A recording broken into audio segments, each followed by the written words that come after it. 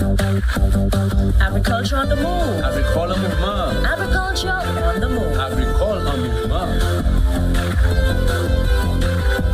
Agriculture on the move. Agricole en mouvement. Agriculture on the move. Agricole en mouvement.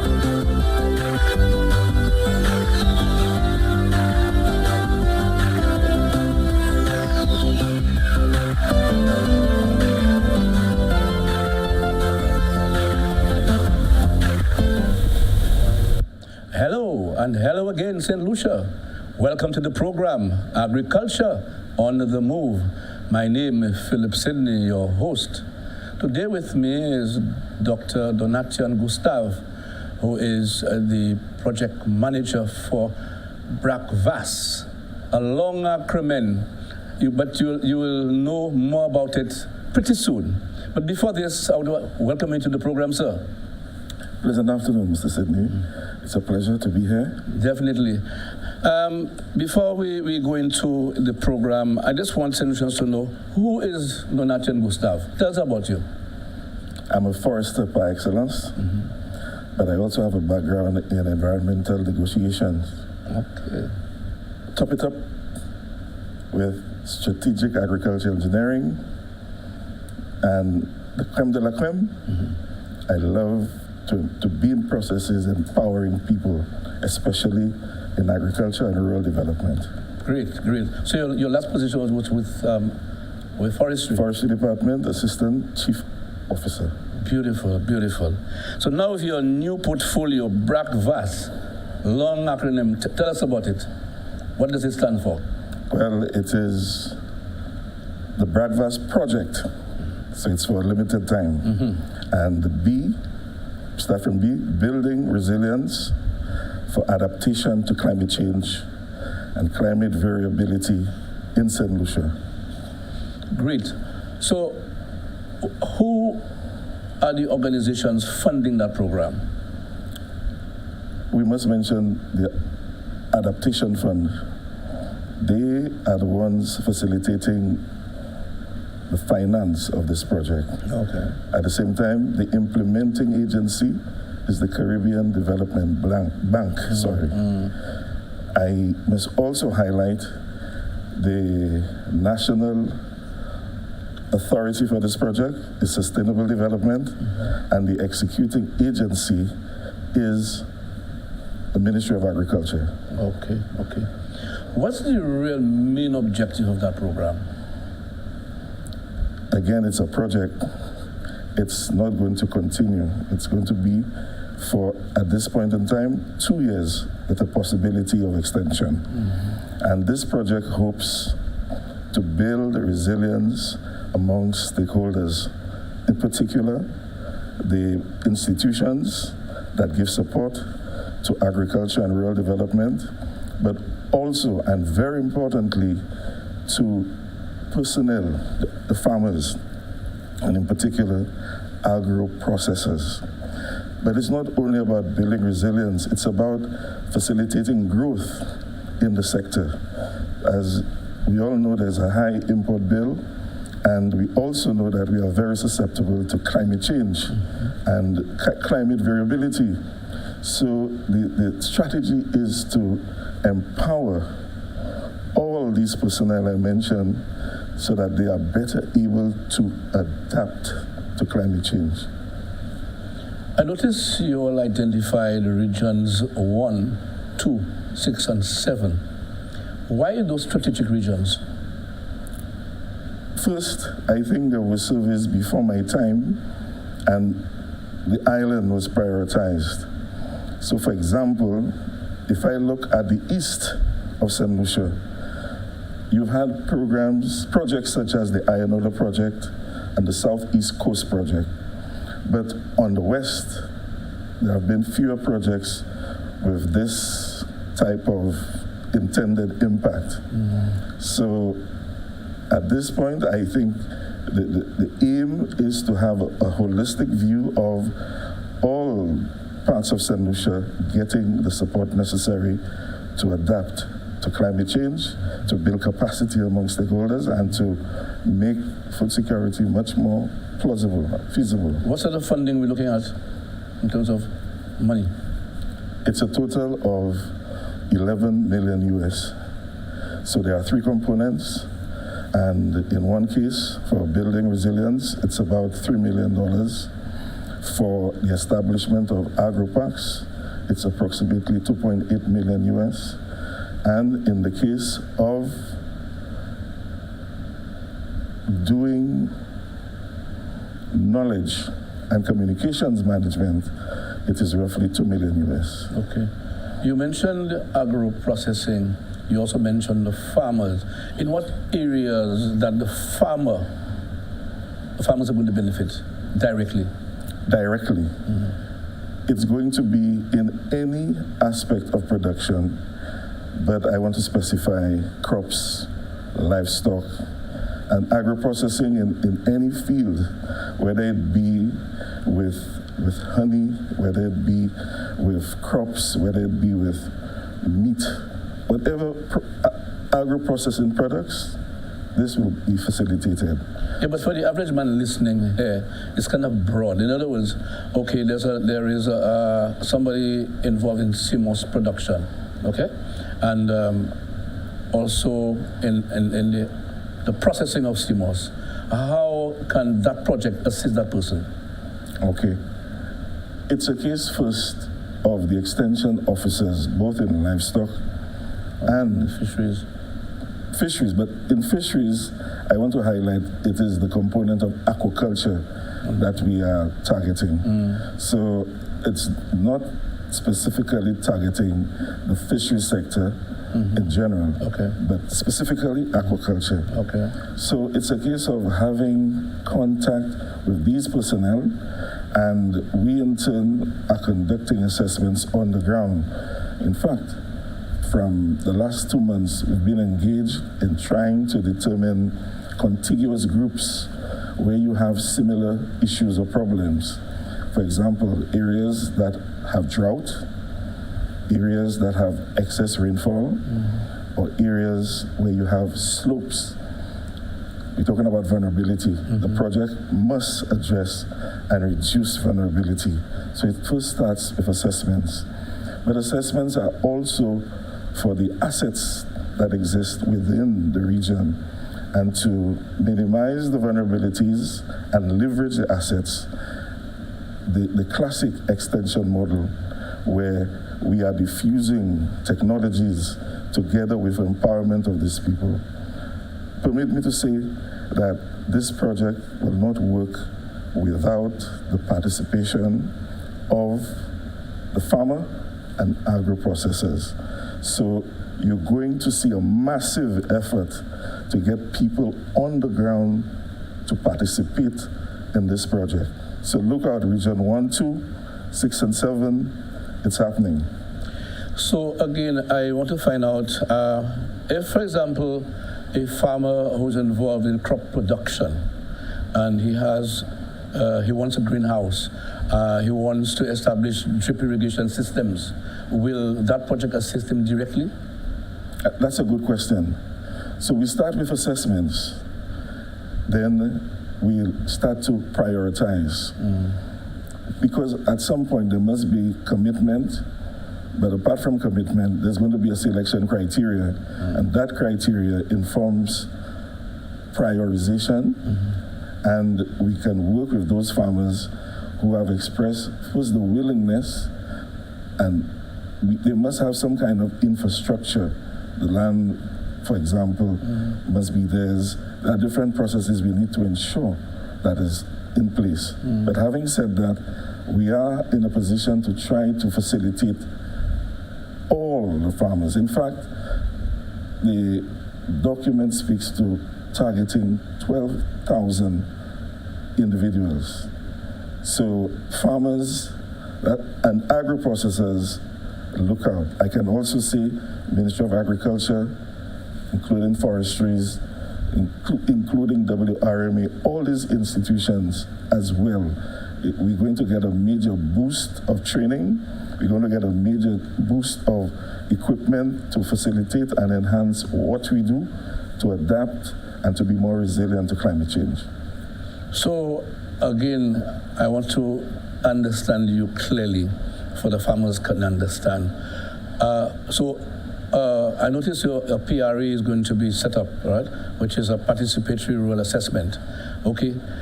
Getting that information coming from the various regions, then you also you will prioritize, right? Okay. So a farmer A needs, say for example, like I said, an irrigation system. Will that be given to him based on your assessment? I'm saying, il possible pour ça fait. Mais ça qui a fait actuellement, nous voulons savoir côté tous ces problèmes là. Nous voulons savoir qui côté l'année plaisir pas bagaille assets bail qui nous a servi. Comptez, bail quoi? Par exemple, in Onrozo, l'année un système pond. Oui.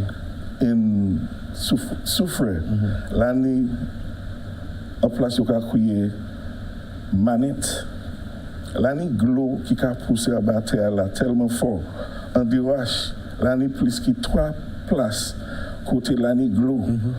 Mais où ça croit en même temps, l'année place qui a souffert qui pas ni glo. En chassin, l'année en place qui bien glo, qui a sorti en chose. Mais monde qui a souffert dans saison sec. Sur ça, par exemple, projet ça voulait faire, c'est pour travailler avec monde en de place côté l'année chaque monde qui ça bénéfice, ça c'est une place qui est plus possible pour nous aider en situation comme ça. Et si possible pour aider l'autre monde, nous pouvons faire. D'accord. OK, nous savons chaque femme qui a besoin c'est assistance ça là. OK, nous savons chaque groupe femme qui ensemble. Est-ce qu'on supporter pour travailler et puis groupe femme plutôt parce que femme yon par yon. Nous si mieux travailler avec groupe et moi ça do à part des groupes, moi ça mentionne un groupe. Peut-être moi ça dit non en pas trois. But the Lucia network of rural women. Yes, rural women. We are working with this group in region 1 and 2. And we hope to give priority to women, to vulnerable groups, to the youth especially. So the former project, the year project, we're looking at facilitating the farmers who have continued. How can we facilitate or empower them to continue doing farming, to take advantage of farming, to enhance not just their livelihood, but to make more food available for St. Lucia. Okay, so right now you all are going around to sensitize the public within those regions about the project. We are doing that, but even more importantly, you notice you said a participatory rural appraisal approach.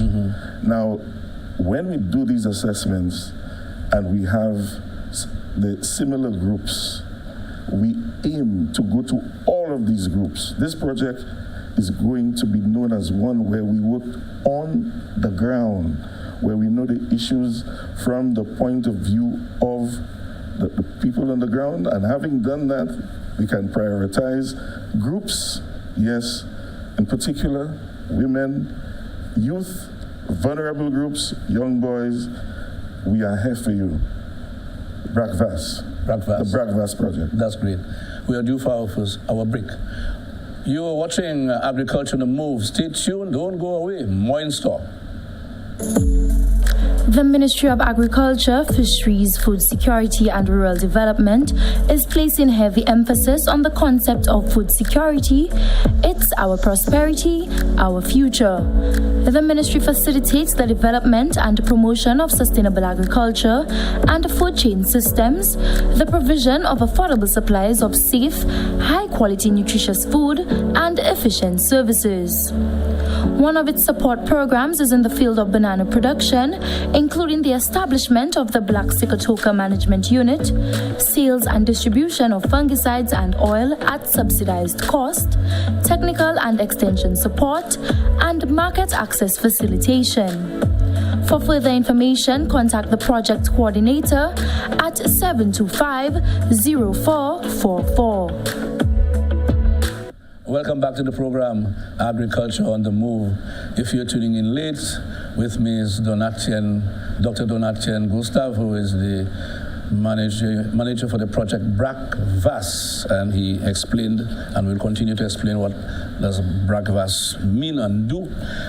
But Doc, in terms of capacity building, I'm hoping that there is a training component, because you mentioned the Rural Women Network. You talk about vulnerable young persons out there and farmers.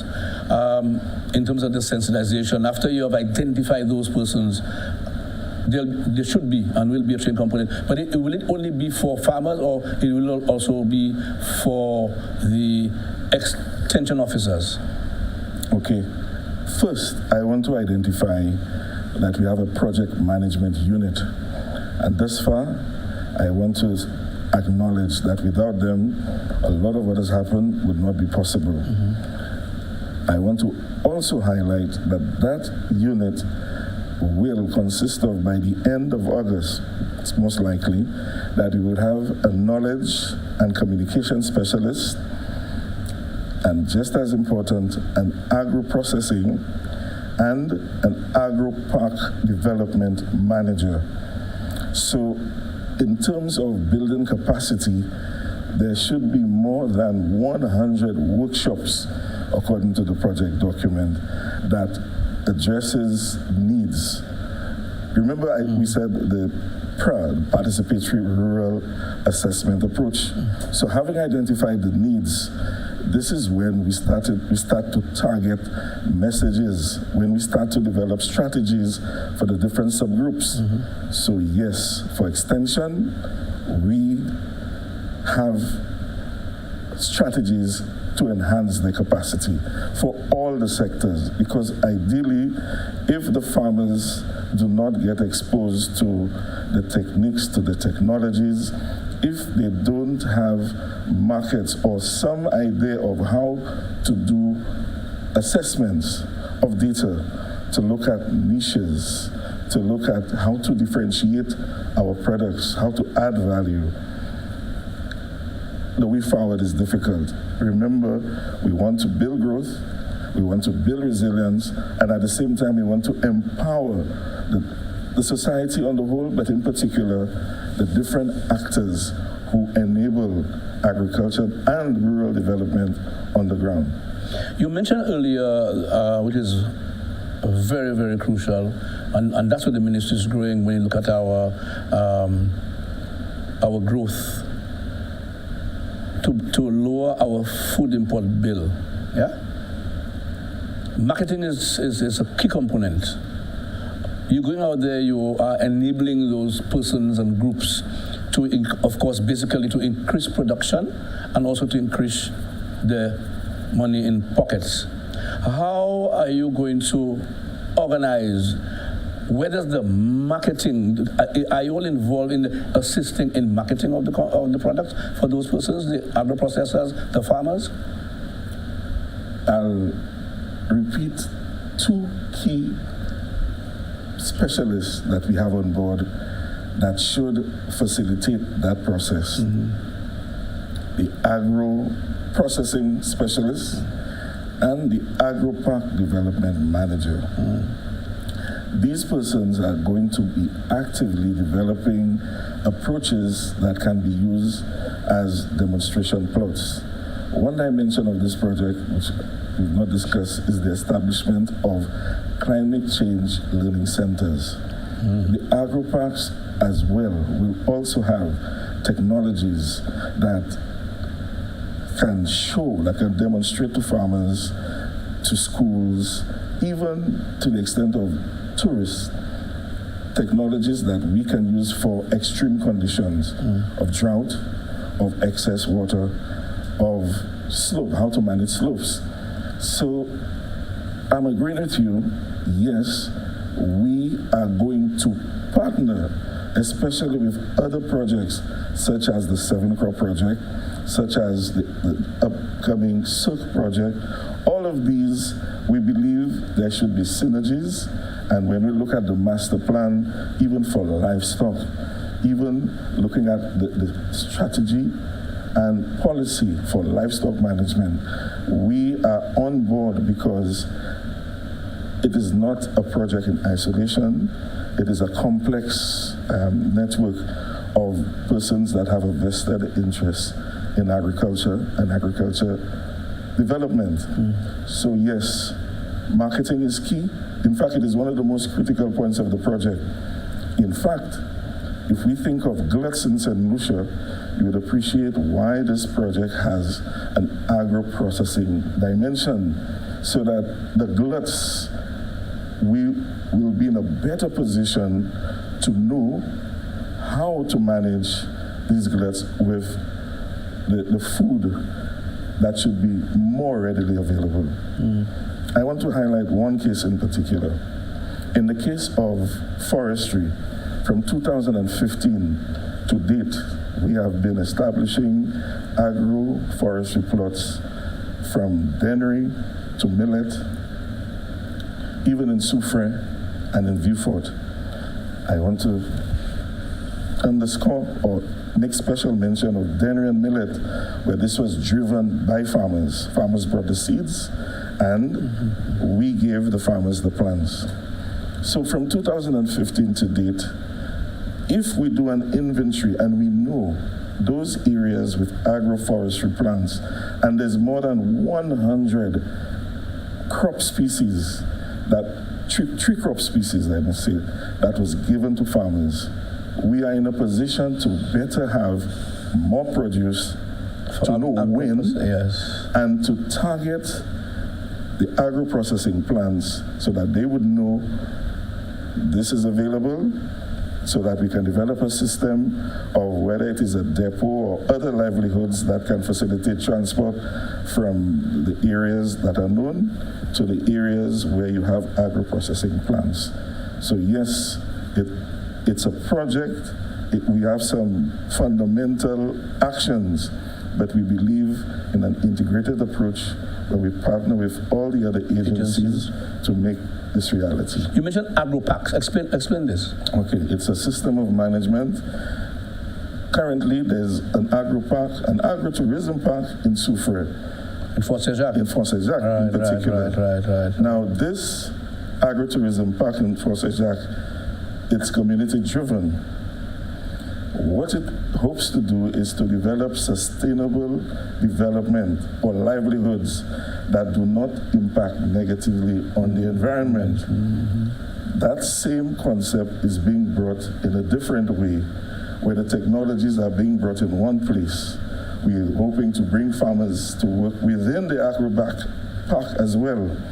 But we also hope to influence farmers in the vicinity of the agro-park and also island-wide.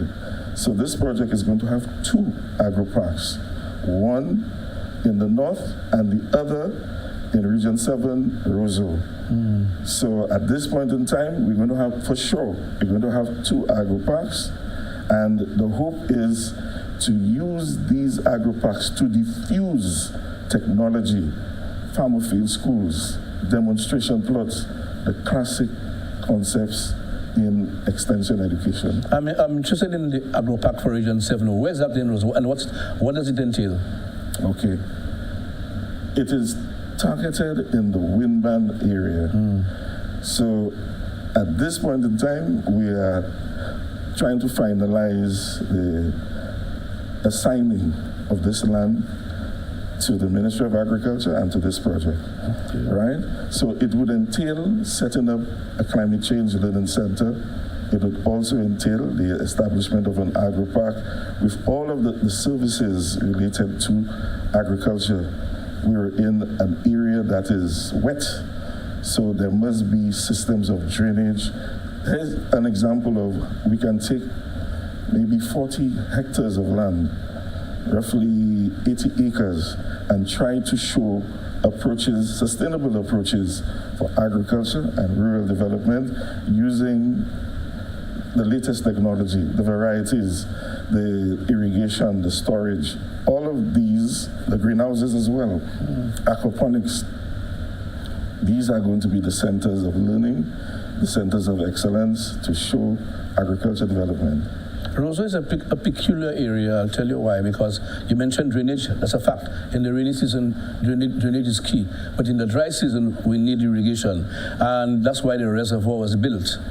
Are you all going to utilize that reservoir in your whole agro-park system?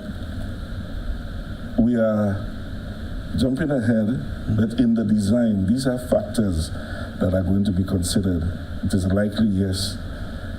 We can also think of rainwater harvesting systems.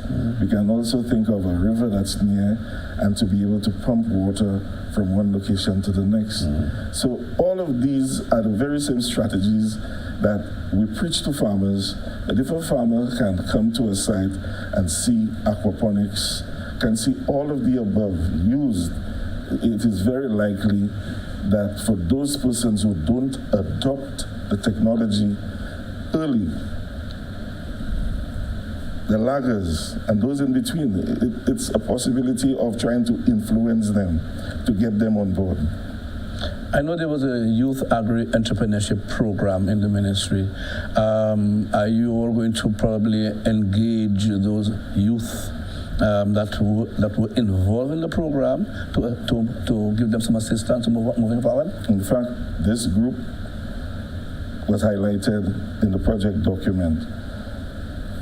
Now, at the time the project was written, they were in existence. But we are discovering, for example, in Soufre, I don't recall the name of the place, but there is an area that was assigned in Choiseul, not Soufre. And we noticed that these persons need assistance from the greenhouse covering to water storage. All of these actions, but I can give you an interesting dynamic.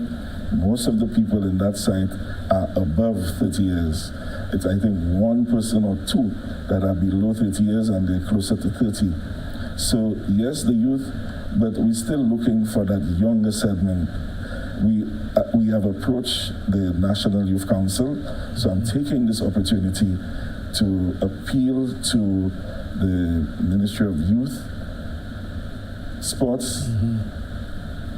There is this project that is targeting youth. We want to empower them. We want to show them the alternative. So they say they have strategic plans for that sector of the population of youth. We can work with you, and we want to make sure that persons are empowered.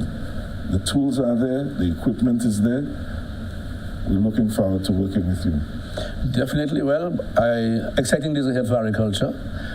We have already come to the end of the program. Mr. Dr. Gustav, I wish you success in doing all what you're doing, and I know there will be results moving on the road. Greatly appreciate that, Mr. Sidney.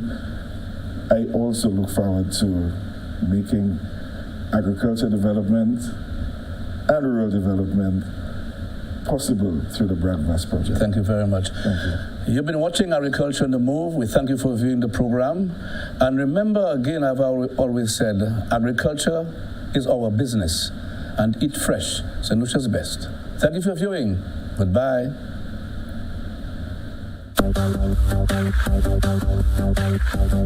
Agriculture on the Move. Agricole en mouvement. Agriculture on the Move. Agricole en mouvement. Agriculture on the Move. Agricole en mouvement. Agriculture on the Move. Agricole en mouvement.